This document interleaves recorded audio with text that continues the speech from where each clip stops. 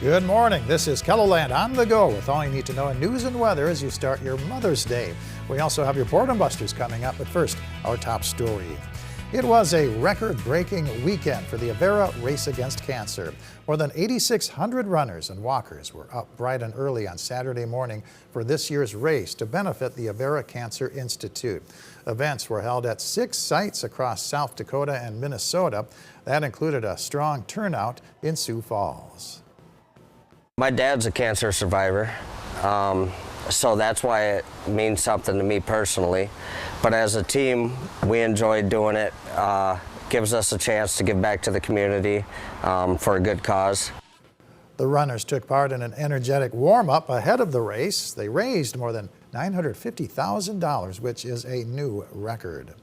The Sioux Falls Canaries and the West Central Baseball Association will host a fundraiser today to honor Reed Hartner and Chandler Backley, 2 former Dakota Wesleyan baseball players who died in a crash on Interstate 90 in January. There's going to be a free youth camp at 1 p.m. and a Canaries exhibition game against local amateurs at 3 o'clock in Humboldt. There will also be a silent auction with money raised going to a memorial scholarship. The kitchen staff at the Good Samaritan Society in Sioux Falls Village is using new technology in the cooking process. Thanks to a grant funded by the state of South Dakota, there's now a new setup of high-tech equipment that includes a combination oven and a sort of hot fridge that preserves cooked food at service temperature for days.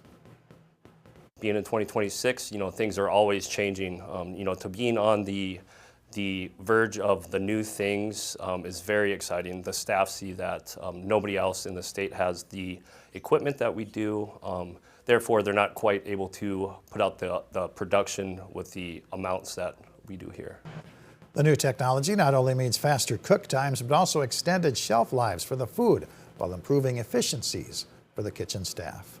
Let's take our first look at the forecast now with meteorologist Adam Rutt in the Storm Center. Good morning, Adam. Good morning, Perry, and good morning, everybody. A happy Mother's Day to all the moms out there. Overall, it's shaping up to be a pretty nice day across KELOLAND, though visible satellite is starting to show at least we have some clouds out there. So there are some locations with a gray start to the day, but overall, though, it could be a lot worse. So let's go to visible satellite, and you can see on the loop where we have those clouds building in toward winter from here on to Mulbridge, Buffalo, where they've seen a couple of isolated showers up that way. But areas like Sioux Falls, for example, yeah, it has been a beautiful start to the day. And there is a prime example of what I am talking about. Falls Park at 48 on this Sunday morning. Up in Aberdeen, we're also doing pretty well for ourselves, but you can see that cloud cover in the distance. That's a view to the southwest, by the by. 40 with a north wind at 14 miles per hour there. In Pierre, we're at 45 with the Capitol front and center. North wind at 6 miles per hour. And out west in Rapid City, we're also looking pretty good. 50 in Pennington County with a west wind at 3 miles per hour. We have a couple of areas in the low 40s. You saw Aberdeen, Brookings at 41, Watertown 42, along with Faith Custer at 40. But Winter leading the way at 53, 46 for Spearfish and Buffalo. And Spencer over in northwestern Iowa sitting at 46. It's also not all that windy, not yet at least. The wind is starting to pick up a little bit, around 5 to 10 miles per hour out of the north by northwest in general, but we'll see that breeze come around more and more for the afternoon. We'll talk about the rest of your 7-day forecast coming up in just a little bit. All right, thank you very much, Adam. Sioux Falls drivers will want to be aware of some street closures taking place this week. Starting on Monday morning, Cleveland Avenue will be closed between 19th and 22nd Streets. Crews will be doing utility work. The street is expected to be back open on May 26th. Tuesday morning, Phillips Avenue will be closed between 8th and 9th Streets. Crews will be repairing a hydrant leak in the area. The street is expected to be open by the end of the day. Family ties couldn't be any stronger for 2 KELOLAND siblings thanks to a life-saving gift. Stan Lupkus of Dakota Dunes was diagnosed with kidney disease 3 years ago. His sister, Tracy Schulz of Ellsworth, Minnesota, ended up donating one of her kidneys to her brother. The transplant was a success, and now both say they hope their story will encourage others to become organ donors. We'll have an update on their recovery and how both of their lives have changed for the better in tonight's Eye on KELOLAND at 10. The Flying for Life blood drive launches tomorrow at KELOLAND TV, beginning 6 days of collection events in Sioux Falls. The blood drive is also a friendly competition between Avera Care Flight and Sanford AirMed. The Bloodmobile will be parked outside of our KELOLAND studio on Phillips Avenue starting at 7:30 tomorrow morning. The drive runs through next Saturday with additional stops Tuesday at Avera McKinnon Fitness Center and Wednesday at Tinner's Public House. Racing season gets underway at Huset's Speedway in Brandon with the Mother's Day opener. Gates open at 5 p.m., hot laps are at 6:30, and the races start at 7:30. Tickets are $23 for adults, $10 for youth, and free for ages 12 and under. Walk-in crafts at AMC Collective in Sioux Falls include making your own Mother's Day and graduation cards. The hours are 1 to 4. It's the final day of the spring plant sale at Cherry Rock Farms in Brandon. The hours are 10 a.m. to 3 p.m. The Sioux Empire Brass presents their spring concert, 1890s Americana. The performance is at 3 p.m. at Westminster Presbyterian Church in Sioux Falls. A free will offering will be taken.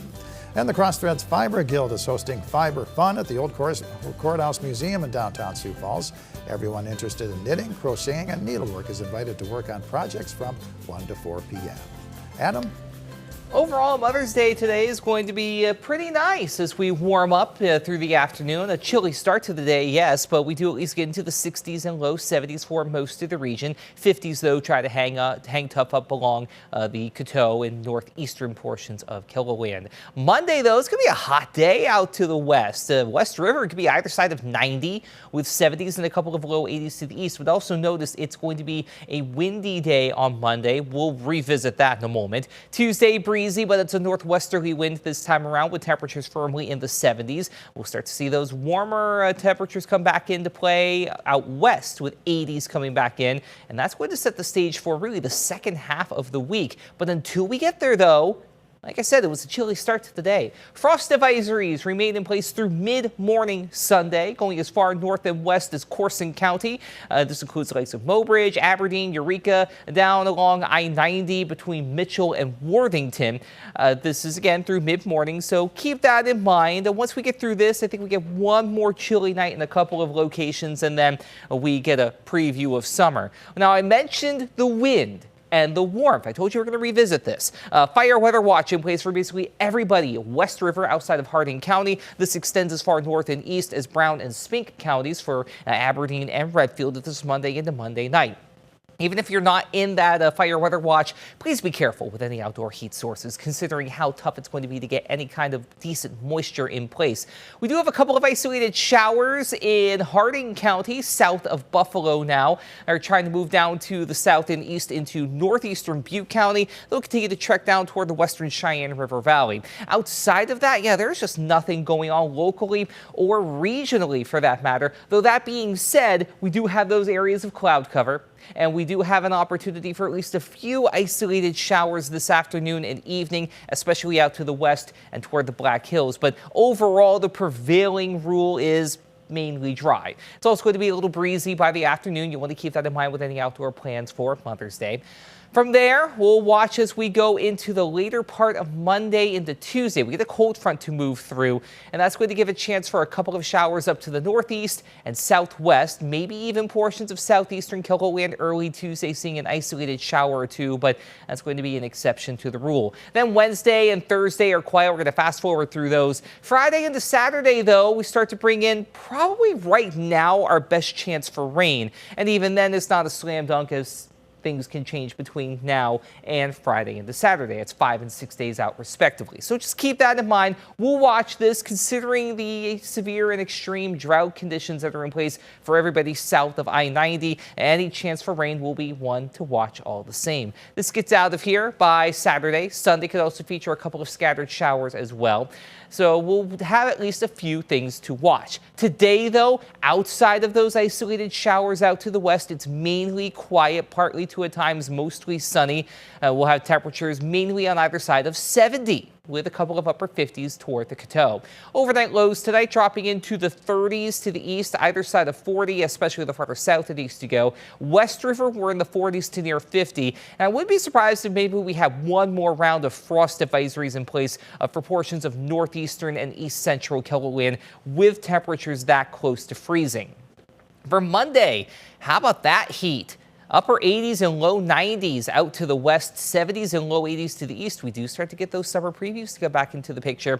Here's your 7-day forecast. Upper 70s and low 80s for the first half of the week in Sioux Falls. We could toe the line of 90 by Friday. We haven't hit 90 yet in Sioux Falls. That'll be our best shot by Friday, with those scattered showers also building in. For Aberdeen, a quiet Mother's Day today, maybe a little breezy by the afternoon, 64, then mid-70s for the first half of the week, mid-80s for the second half, with those rain chances also coming in for Friday and Saturday. In Pierce, 70 today, 80s in general, Monday through Friday. We may slip underneath that 80-degree mark for Wednesday, staying breezy for most of the upcoming work and school week. We'll get those rain chances in place as well for Friday and Saturday. And Rapid City, 71 today, 91 tomorrow, either side of 90 Wednesday and Thursday, before your rain chances come into the picture Friday and Saturday as well. Have a great day and a happy Mother's Day to all the moms out there. If you want more info on your local news, weather, and sports, you can always head on over to KELOLAND.com.